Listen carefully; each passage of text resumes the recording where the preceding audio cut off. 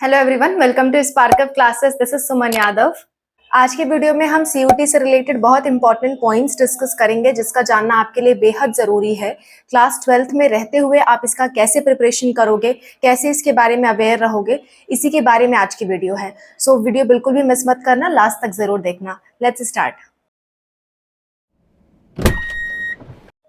तो first of all तो मैं आपको ये बता दूं कि सीयूईटी एग्जाम में कौन कौन से सब्जेक्ट्स आपको चूज करना है। ये मेजर कंफ्यूजन होता है बच्चों के मन में, ये जानना आपके लिए बहुत जरूरी है, तभी आप प्रिपरेशन स्टार्ट कर पाओगे। तो सब्जेक्ट आपको वो लेने हैं जो आपको जिससे रिलेटेड आप कोर्स चूज करना चाहते हो। इससे कोई मतलब नहीं है कि 12th में आपका क्या सब्जेक्ट रहा है। मान लो 12th में आपका physics, chemistry, biology, Hindi, English, math ये सब रहा है, लेकिन आप चाहते हो कि आप एडमिशन लो बीए में, है ना। पर बीए हिस्ट्री या पॉलिटिक्स में आप लेना चाहते हो, तो बीए हिस्ट्री से रिलेटेड सब्जेक्ट में आपको एग्जाम देना पड़ेगा। जैसे कि जनरल टेस्ट लैंग्वेज तो सबके लिए कंपलसरी है, क्योंकि बहुत सारी यूनिवर्सिटी इसके बिना एडमिशन नहीं लेती। तो जनरल टेस्ट लैंग्वेज तो सभी लोगों को देना है, चाहे वो जिस भी स्ट्रीम से एग्जाम देना चाहते हो। अब बाकी 3 डोमेन सब्जेक्ट लेने होते हैं आपको। Domain subject person to person vary करेंगे, ठीक है।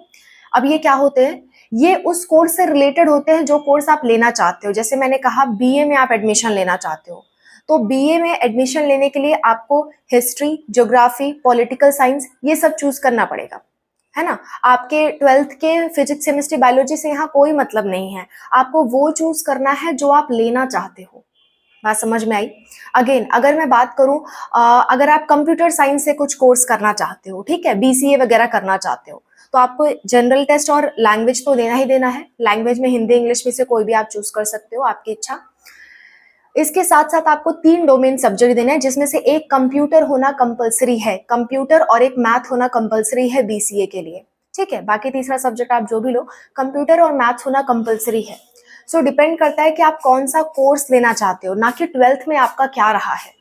बहुत सारे बच्चे ये कंफ्यूज होते हैं कि 12th में जो रहा है वही ले लेते हैं, और उन्हें लेना होता है एडमिशन कहीं और। पिछले साल ऐसे बहुत सारे बच्चों ने किया था, एंड फिर लास्ट में कुछ नहीं कर सकते थे, ठीक है। तो आप ऐसी गलती मत करना।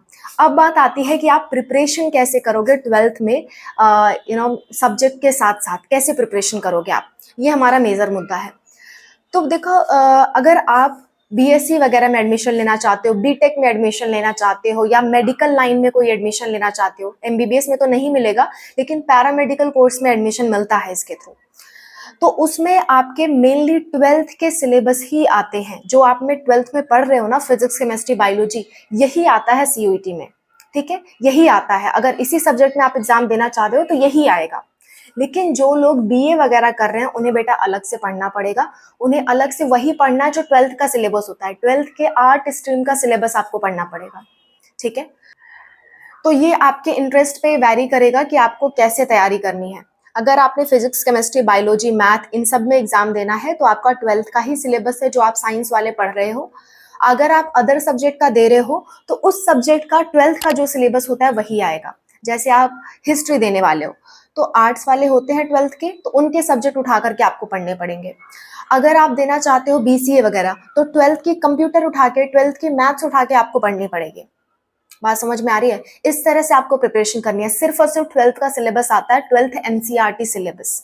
इससे का बाहर का कहीं नहीं पूछता है। एक आध क्वेश्चन एक्स्ट्रा होंगे तो उसके पीछे हमें भागना नहीं है, बस उतना पढ़ना है जितना हमारे लिए जरूरी है, और सीयूटी में आपका आसानी से सिलेक्शन हो जाएगा।